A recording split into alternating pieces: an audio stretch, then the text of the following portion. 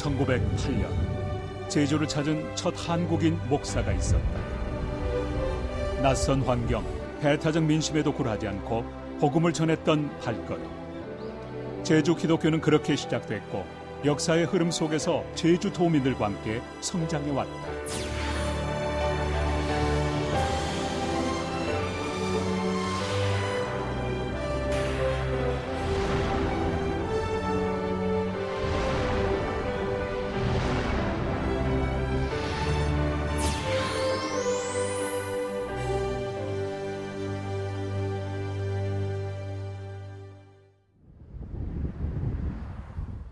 하루에도 수백 번 비행기가 뜨고 내리는 제주국제공항. 평일임에도 불구하고 관광객의 발걸음은 끊이지 않는다. 지난 2011년 세계 7대 자연경관으로 선정되면서 더 많은 사람들이 제주도를 찾고 있다.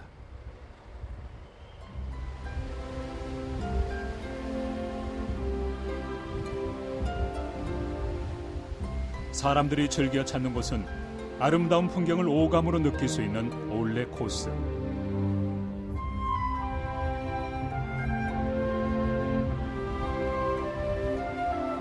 눈으로 보기엔 아름다운 자연 환경이지만 과거 이곳을 삶의 터전으로 삼아야 했던 사람들에게는 반드시 이겨내야 할 난관이었다. 그리고 100여 년 전 제주를 찾은 최초의 한국인 목사이자 제주 선교사인 이기풍 목사에게도 동일한 난관이었을 것이다.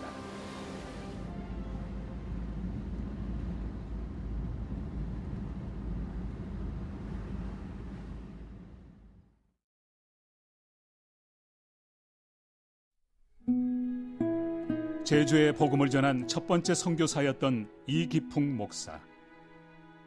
기념관에 전시된 여러 자료들에는 스스로 제주 선교사로 자원한 그의 선교 정신이 담겨 있는 듯했다. 과거 육지 사람들에게 제주도는 죄의 형벌로 가야 하는 유배지로 인식되어 왔는데, 그렇다면 이기풍 목사는 어떤 이유에서 사람들로부터 소외된 땅 제주도에 선교사로 자원을 했을까? 1868년 평양에서 출생한 이기풍 목사는 젊은 시절 주목으로 꽤나 유명한 사람이었다. 가난한 삶과 부조리한 사회에 대한 울분은 천국을 이야기하는 마페 선교사에게 돌을 던지게 만들었다. 그 후 우연히 스왈렌 선교사의 집회에 참석해 은혜를 경험한 청년 이기풍은 마페 선교사를 찾아가 지난날의 잘못을 뉘우치고 평양 신학교에 입학하는 평양의 사도 바울이자 한국인 최초의 목사가 된다. 이렇듯 복음으로 변화된 이기풍은 아직 복음이 전해지지 않은 절의 고도의 섬 제주를 마음에 품게 되었을 것이다. 최초의 한국인 목사 사진을 액자 속에 간직하고 있는 한 가정을 방문했다. 외할아버지께서 제작진에게 무엇인가 열심히 설명하는 사람. 바로 이기풍 목사의 외손자 신현선 목사다. 그리고 이기풍 목사의 막내딸이자 신현선 목사의 어머니인 이사례 권사는 아버지에 대한 기억을 기록으로 남겨놓았다. 어머니께서 1965년도에 신동아 넌픽션 모집 때 외할아버지의 순교 신앙에 대해서 어머니께서 증언을 했던. 어머니 이사례 권사가 남긴 기록은 영화 시나리오로 만들어졌고 대학 때 연극을 공부한 신현선 목사가 이기풍 목사 역을 맡았다. 이와 같은 영어 제목으로 해서 이거는 한국말이 외할아버지의 삶 속에서 관용, 100번의 인내, 겸손을 체험한 것이다. 외할아버지가 지금 사모님 되시는 윤하배 권사님의 또 강력한 기도와 권유로 용기를 가지고 최초의 선교사로 자원을 하게 됩니다. 근데 사실은 당시에 이제 평양을 비롯해서 요즘식으로 얘기하면 대형 교회 목회자가 돼서 편안하게 목회를 할 수 있음에도 불구하고 길선주 선배 목사님에게는 평양을 하게 하시고 이제 스스로 외할아버지가 자청해서 이제 1908년에 당시에 이제 동로회가 조직이 됐는데 그 동로회 파송으로 제주도에 선교사로 가시게 됐습니다. 1907년 한국교회는 교회로서의 조직을 갖춤과 동시에 제주 선교를 결의한다. 그리고 복음의 빚진 자임을 몸소 경험한 이기풍 목사를 제주도의 첫 선교사로 파송한다. 평양 장대현 교회에서 파송 예배를 드린 이기풍 목사는 서울을 향해 출발. 교우들의 환영 속에 승동교회에서 일주일간 머문다. 다시금 목포로 출발해 양동교회에서 부흥회를 인도하고 목선으로 제주도를 향해 떠나지만 풍랑으로 추자도에 체류. 1908년 2월 중순 복음이 필요한 땅 제주에 첫 발을 내딛게 된다.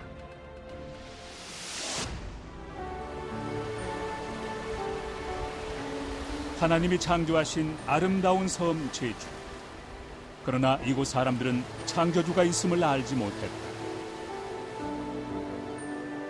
그래서 이기풍 목사는 선교의 열매를 기대하며 제주 곳곳을 다녔다. 그러나 현실은 달랐다.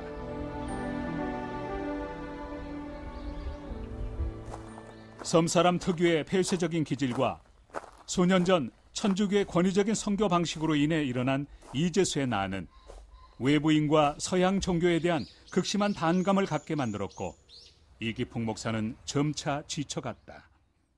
제주 선교 하도 힘드니까 마폴 섬녀 선교사에게 편지를 보내. 선교사 제가 도저히 잠자리도 힘들고 일하기도 힘들고 그러니까 나 육지로 보내달라 그러니까 마포 섬녀 선교사가 무슨 편지를 보내는 거 아니? 아직도 흉터가 있는데 이 턱 밑에 이 흉터 없을 때까지 당신 거기 있어야 됩니다. 기가 막힌 일 아닙니까? 그래서 다시 이분이 또 그냥 거기서 일을 하기 시작하죠.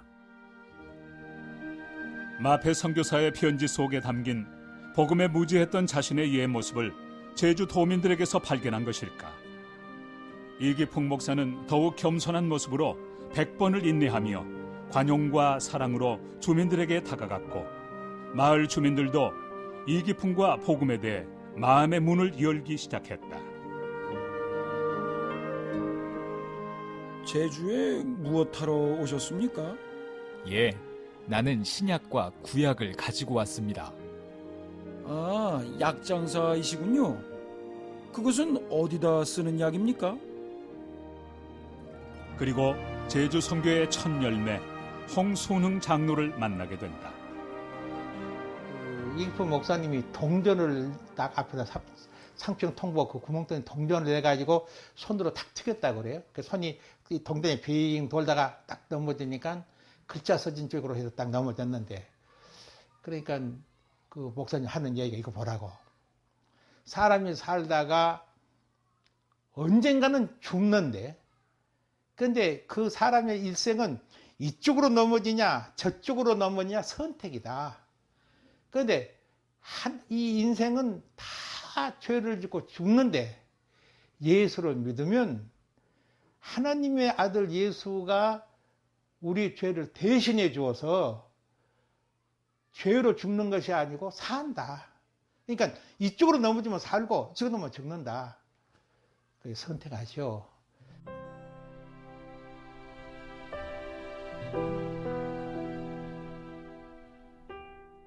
홍순흥 장로는 복음을 선택했다.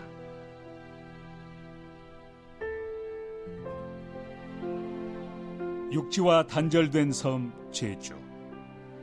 각종 미신과 우상에게 지배당했던 곳이었지만 복음의 빛이 비춰지자 섬 사람 특유의 폐쇄적인 기질과 완고함은 오히려 어떤 어려움에도 신앙을 포기하지 않는 강직한 믿음을 갖게 했다.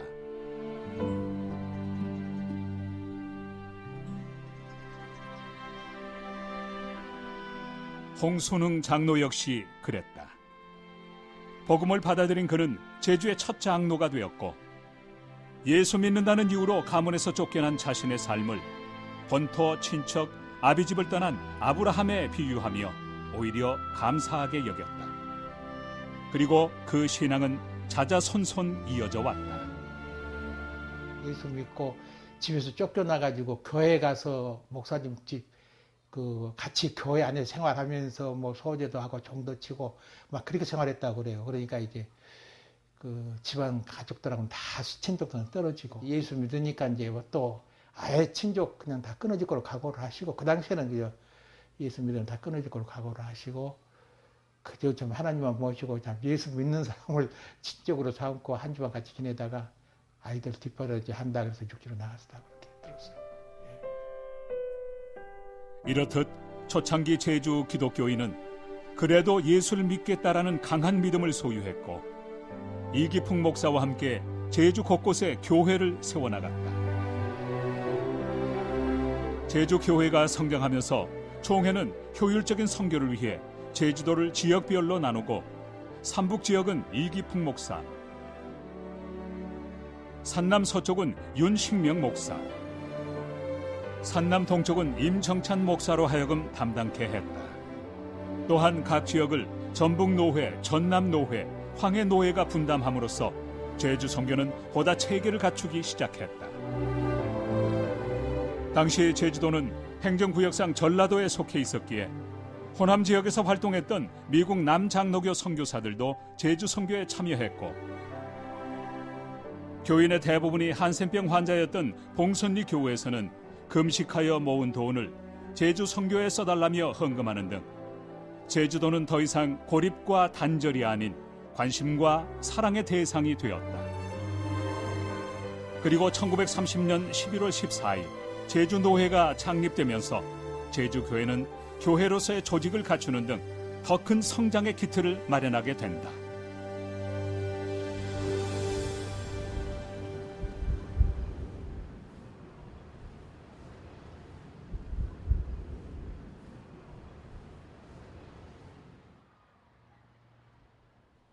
약 58만의 제주도 전체 인구 중 41만여 명이 거주하고 있는 제주시.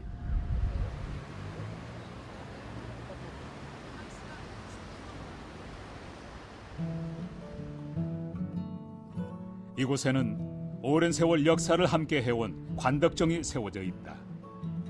사람들의 왕래로 항상 붐비던 이곳에서 이기풍 목사 역시 복음을 전하였다.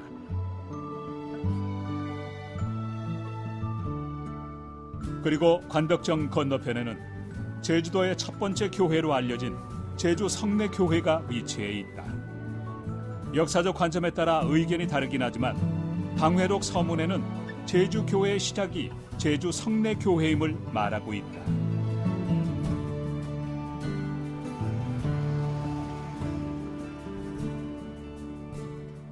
교회 마당에 서 있는 한 그루의 커다란 팽나무. 300개의 나이테를 두른 이 나무는 제주 기독교 100여 년의 시간을 말없이 지켜봐왔다. 이 나무 그늘 아래서 이기풍 목사는 사람들을 모아놓고 말씀을 전했고 이기풍 목사의 자녀들은 전도 나간 아버지를 기다렸다. 그때는 어린 시절에 이제 아버지가 그리워서 늘 그 탱자나무가 친구 거기서 기다렸었는데 그렇게 어려운 가운데서도 복음을 위해서 그렇게 애를 썼는데 자기는 정말 철없이 그저 아버지 늦게 오신다고 그냥 울고 어리광을 부리던 그런 추억의 장소였다라고 하면서 그 장소 오시더니 다시 어머니가 결의를 다짐하시더니 아버지의 만분지 이래도 미치진 못하지만 나도 아버지처럼 그런 선교적인 삶을 꼭 살도록 네가 나 위해서 기도를 많이 해달라 그렇게 얘기했던 저 개인적으로도 정말 추억의 그런 장소입니다.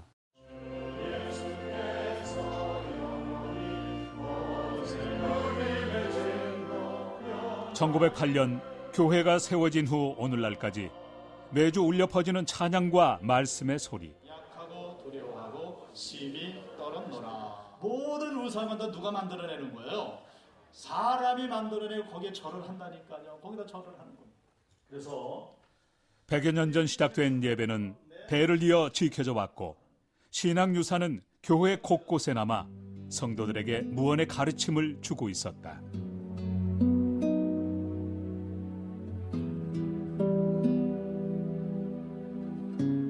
제주 성내교회의 신앙은 그렇게 이어져 오고 있었다. 우리 이기풍 목사님이 제주도 땅에 도착하실 때 이미 예수님을 영접하셨던 분들이 계셨습니다. 그분들이 이제 김재원 장로님, 또 김행곤 성도님 등등이 계셨는데 그분들이 이제 뜻을 같이 해서 이제 복음 전도하시면서 세우신 교회가 이 최초의 교회 제주 성내교회가 됩니다. 그 이후로 우리 제주 성내교회는 제주도의 장자교회 그리고 모교회로 복음 전파에 앞장서게 되죠. 그래서 이 성내교회를 중심으로 해서 제주도 땅에 동서남북으로 복음의 증거가 되고 그 이후로 이제 많은 교회들이 세워지게 됩니다. 오랜 기간 복음을 기다렸던 제주 사람들은 강직한 신앙심과 더불어 제주도 전역에 교회를 세워나갔고 이는 은혜의 강물이 되어 영적으로 척박한 땅 제주도를 옥토로 바꿔나갔다.